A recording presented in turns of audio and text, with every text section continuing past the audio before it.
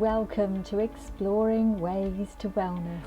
I'm your host Sarah, and today we'll be diving into the gentle practice of Qi Gong, an ancient Chinese system that combines flowing movements, breathwork and meditation to cultivate and balance your body's energy. While many of us have heard of Tai Chi, its cousin Qigong remains less familiar in the West, yet offers similar benefits to both physical and mental well-being.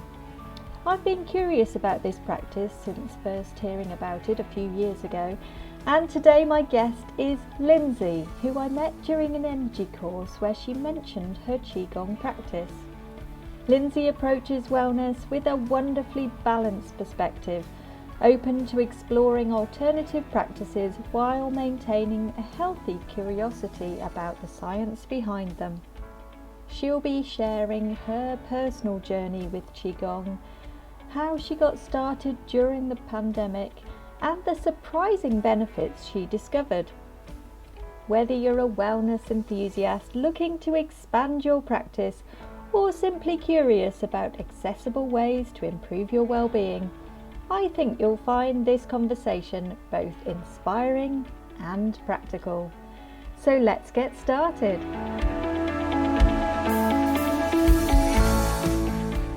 Thank you so much for joining us, Lindsay. I met Lindsay on an energy course a few years ago, and she mentioned that she has been doing a practice called Qigong, which I was very intrigued about at the time. So I've contacted Lindsay to share with listeners today her experiences. So thank you very much for being with us today, Lindsay. You're very welcome. It's really nice to see you again. Yeah, it's lovely to catch up. I mentioned in the intro there about Qigong, or when I saw it written, I thought it was Qigong, but I believe it's Qigong. Where did you come across this? Yeah, so the huge caveat, I am not an expert. And in fact, when I came across it, it was through someone else who I'd been on a course with, who was actually a teacher in Qigong and Pilates and all sorts of lovely things, very knowledgeable. And the way that she spoke about it and explained it to me and to others who were in our group was, I just found really inspiring about the kind of benefit that you might feel by doing a Qigong practice. And Qi, and again, I'm no expert, but the Qi is the Qi as in the energy. So it's all about kind of moving your energy. So I just found what she was saying really inspiring. And she did a lot of in-person work before COVID, because she then, as part of the kind of the whole COVID experience, started offering lessons online, which is where I had the opportunity to just try it out. Oh, fantastic. So it's like Tai Chi, am I right? So I think there are similarities because it's about the moving of energy. And I also understand that there were different types of Qigong. So I believe that the Qigong that we were doing was the Qigong for health, I think it was. But Okay. there are different types of Qigong, and different practitioners may specialize in those different types. So if you think about Tai Chi and then you look at someone doing Qigong, it probably looks very similar in terms of the moving of the arms and moving of the body. Okay. And then you were able to join classes online and follow Yes. the movements online. That sounds cool. Yes, it was. It was a real highlight of my week, actually. Yes, it was once a week online. It was a lot easier to do actually online than I thought, because again, coming to it as someone who'd never really done Tai Chi before. And so, I was a real beginner in that respect. But actually it was a really accessible way of doing it. And also possibly because I didn't really know very much about it, because I was doing it in the comfort of my house, without anybody around me looking at me. I suppose it might have been easier for me to kind of feel like I could just give it a go. But yeah, I mean, this is one of the beauties of doing anything online nowadays. You can often dip in at your own, in your own time. Yeah, I love that. There's so many barriers to doing things, aren't they? And if you haven't got a class locally, or you haven't got somebody to go with, or you don't feel like you want to join something new, then Yes, exactly. It felt a very safe way of doing it for all those reasons. I could kind of get things wrong without feeling a bit too embarrassed. I could put whatever I wanted on without feeling a bit, self-conscious.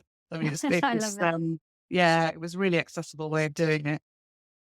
And so, are there certain movements that you have to do? Is it like Pilates in that, you need to be very careful that you're doing the movements in the right way? Or is it easy for someone to explain to a complete beginner what to do? Yeah, so my understanding of it, and certainly the type of qigong that we were doing, there are different movements, and they're kind of like movement sequences, and they are related. I'm just trying to think now. There were things, probably not surprisingly, almost called waterfall. So there was a movement that kind of almost emulated kind of a waterfall, and then there were things that were which probably played into the type of qigong that we were doing, which was it was really kind of good for certain parts of your body. So you do a movement that was apparently supposed to be very good at kind of stimulating kind of liver and all that sort of stuff. There was something that we did, which was a movement which was about bringing in energy to your heart. And obviously that was very much about kind of love and compassion and that sort of thing. So the teacher would, as any teacher would stand in front of us on the Zoom call and would do the movements in front of us. But because, I mean, again, if you think about it, if you're more familiar with Tai Chi, it's quite a smooth, slow movement. So, it wasn't something that you had to kind of hurry or learn now, like a dance routine. It was a very kind of gentle process. And inevitably you're going to get it wrong. And it wasn't a problem, it was just part of the routine. Having said that, once you've done it for a few weeks and then you then become used to the routine, it does become a lot easier. Yeah, that sounds lovely. I Yeah. remember when there was a music festival that we go to not far from here. And a couple of times we went up to the Tai Chi classes, and they Mm, were up on a hill above the mm, festival.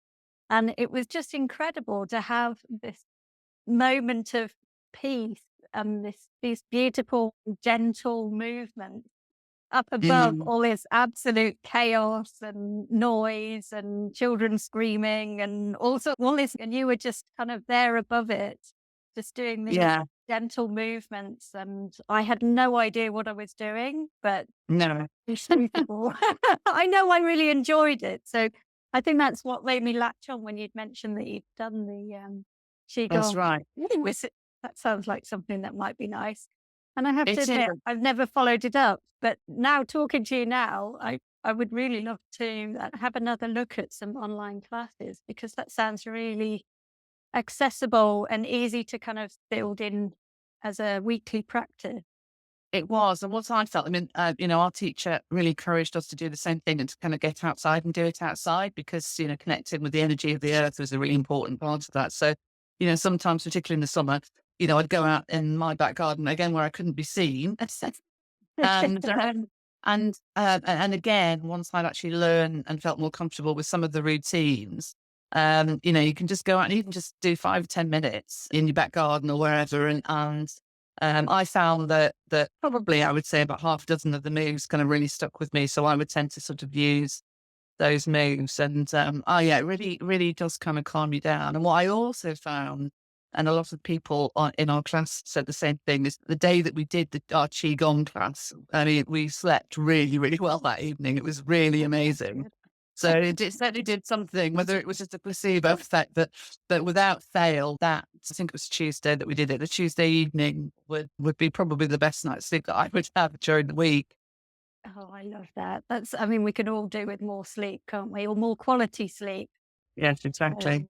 Yeah. What's interesting actually is I haven't done it for a while, but I have started. I go to yoga classes once or twice a week, and again, I'm coming at yoga and Tai Chi as a sort of a middle-aged woman with not very much experience in either of those two things. But I want to sort of invest in my well-being, particularly well, maybe not particularly at my age, but I feel that at the moment my bones are starting to get a little bit creakier. And, I find that doing things like that really helps my mobility and my sense of well-being. So I started to do yoga, which I, again, really, really enjoy doing yoga. And I do that in person, actually.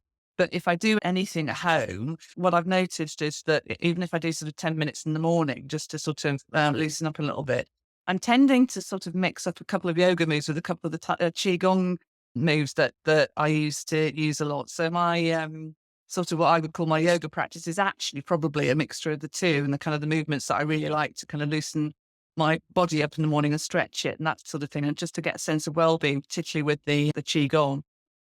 That's really interesting. So they clearly complement each other. Yeah, I find that, yeah, Yeah. definitely. And I guess with anything, your body knows what it needs. Yes, that's what I feel. Yeah.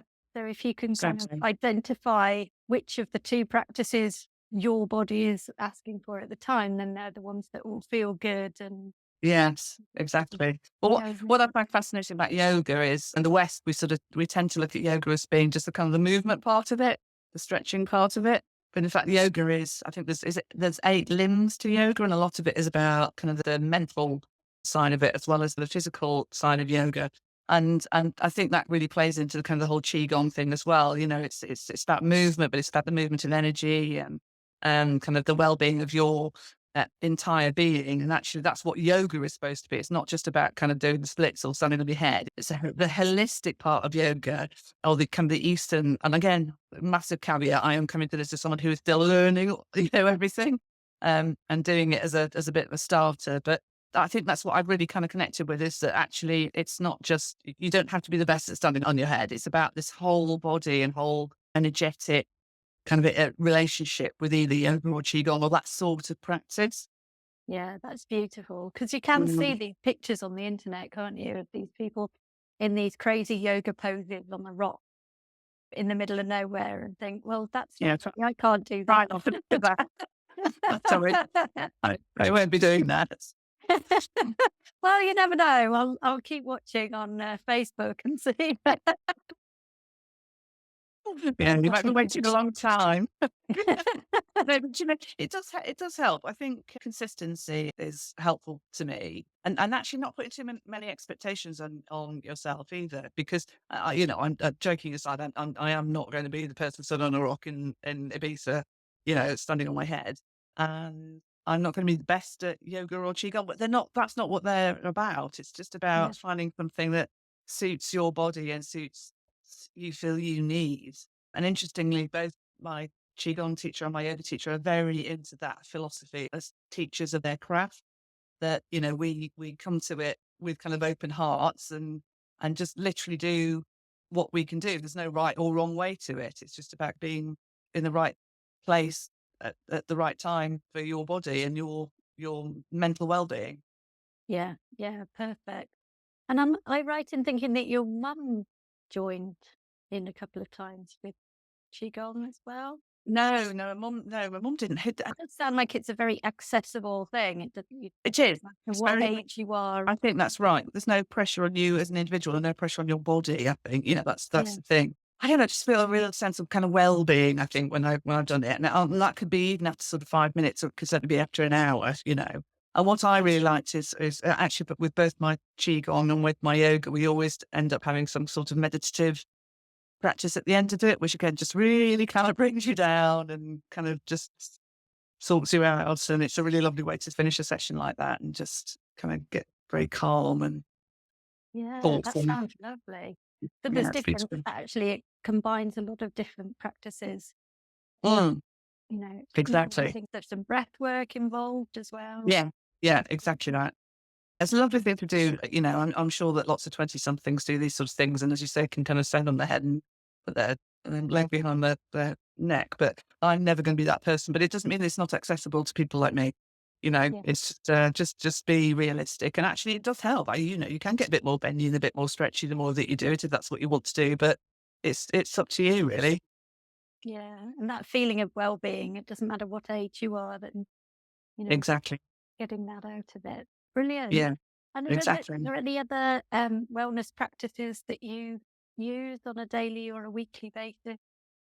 I have dipped into breathwork, which is actually something that you and I did as part of our course, if you remember. And actually, I really connected with breathwork as well. And like you've just said, actually, it also feeds into, complements other holistic practices, particularly yoga. The breathing is a very important part of kind of the yoga practice. I really enjoyed breathwork as well. And all these things, which if you said to me 10 years ago, are you going to, do you see yourself doing X, Y, and Z? I thought, no, I was insane. I've never heard of it. But I don't know. I don't know. Maybe it is my age, or maybe it's just about kind of exploring new things. thing, isn't it? I think we can kind of attach this either woo or alternative or these words to things that actually, when you delve into them, they make sense, you know. Yes. And even the word breath work, it's a form of breathing and a Yeah. consciousness about your breathing. And that, but by attaching breath work to it, it sounds like some kind of mystical thing that's easy to write off as. Yeah, exactly. And I think I come to it with a little bit of a skeptical head on. And it's, for me, I need to kind of know a little bit about kind of science behind how these things work. In fact, I've got a really interesting book called, is it called Why Woo Works or something like that? Somebody else will I've got that probably, one as well. yeah, but that is probably my philosophy in all these things. I kind of quite like to know why they might work and which, if you're fully embracing these things, you just sort of do it, but it's just the way I am. But actually it's really interesting, because it's got things in there like breath work, and it's got Reiki. We were talking about Reiki earlier and about how Reiki may work scientifically on the body, that sort of thing. So yeah, that's kind of where I come at these things from. So when, particularly when I started doing Qi Gong, I thought, yeah, I'm sure it's all very nice and relaxing, but actually, and didn't really sort of think about how it might affect me other than it just being a little bit of a kind of a relaxation session. But I don't know. I just found it kind of felt like it went a lot deeper than that, a lot deeper than that, and really um, did have energetically made a difference to me. So I'm, for various reasons, I've become a lot more interested in things like kind of energy work and that sort of thing. So, and maybe it is because of these sorts of experience of doing a practice like that is part of it. But that's why I do like reading things like Why Woo Works, because it kind of helps me understand on a rational basis why they might, be helping me. Yeah, I'm completely with you. I mean, we have a similar background in that. Yeah, Is it just placebo effect or what's going on here? exactly. Or is there something behind it? And then you find out there's, various scientific studies, and I need to understand, what is it doing to me? What scientifically is Yeah, going on?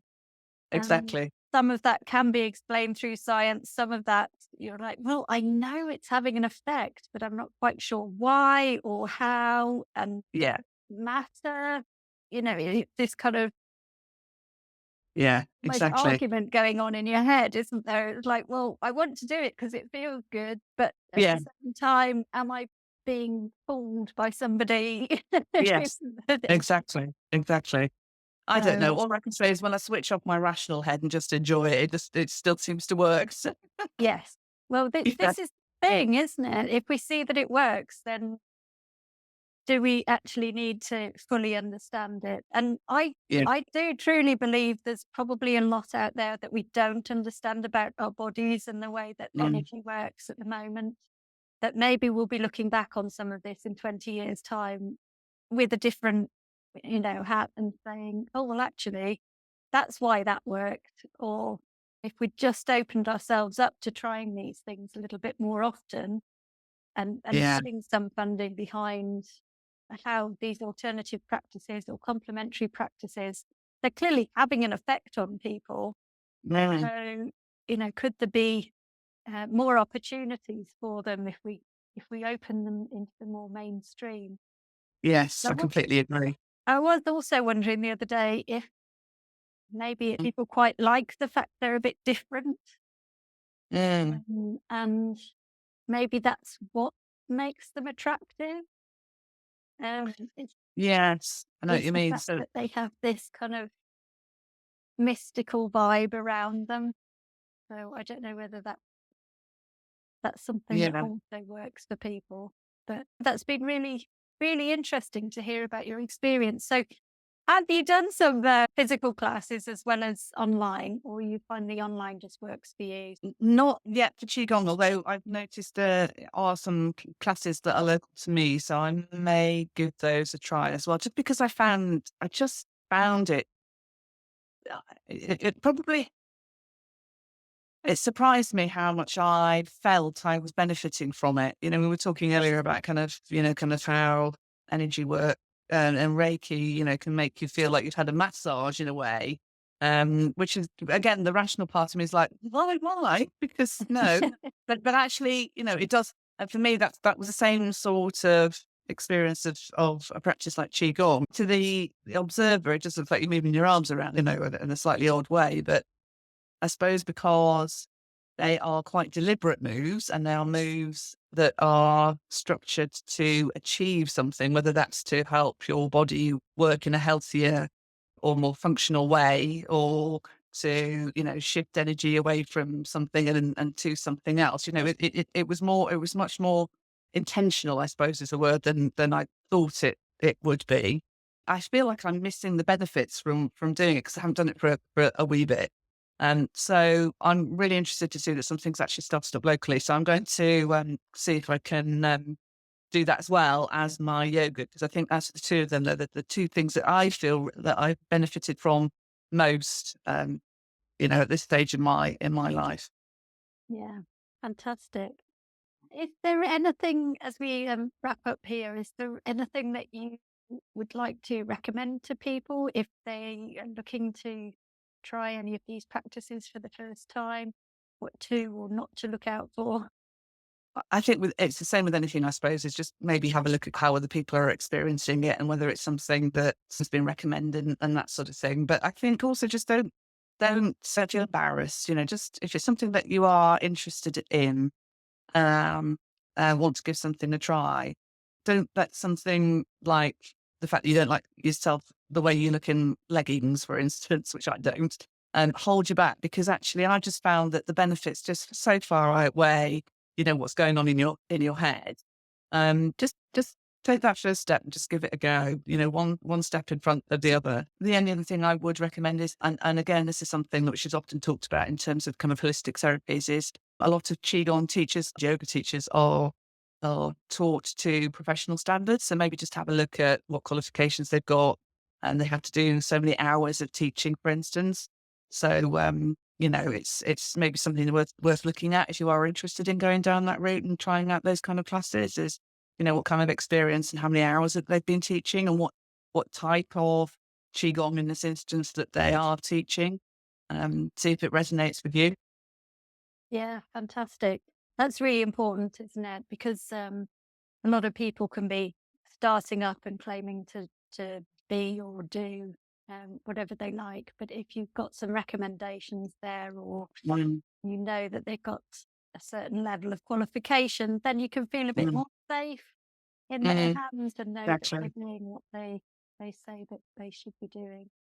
So that was a Yeah. really interesting chat, Lindsay. Thank you so much for sharing your experiences. Um, You're very welcome. and I'm sure you've inspired a lot of people, me being one of them, to have a look online and find out a bit more. And I'll be digging out my book as well, Why Woo Works. And Yeah, me too. having a look. I mean, too. I'm just off to have a look.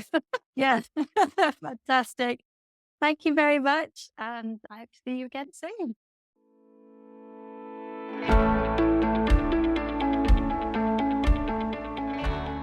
So that was my conversation with Lindsay about her experience with Qigong. What I loved about this discussion is how Lindsay emphasises the accessibility of practices like Qigong and yoga. You don't need to be standing on your head on a rock in Ibiza to benefit from these ancient movement traditions. They're available to people of all ages and fitness levels, and can be practiced right in your own home. If you're interested in trying Qigong for yourself, there's many online classes available, making it easier than ever to explore this gentle practice. As Lindsay mentioned, even just 5 or 10 minutes can provide a sense of well-being and potentially better sleep. For those who want to understand more about the science behind energy practices, you might want to check out the book we talked about, Why Woo Works. We both found it very helpful in bridging the gap between traditional wisdom and scientific understanding. Thank you for listening to Exploring Ways to Wellness. If you enjoyed this episode, please subscribe wherever you get your podcasts, and join me next time as we continue our journey of discovering accessible paths to well-being. Until next time, I'm Sarah, and remember, there's many paths to wellness, and sometimes they start with a simple movement that awakens your energy.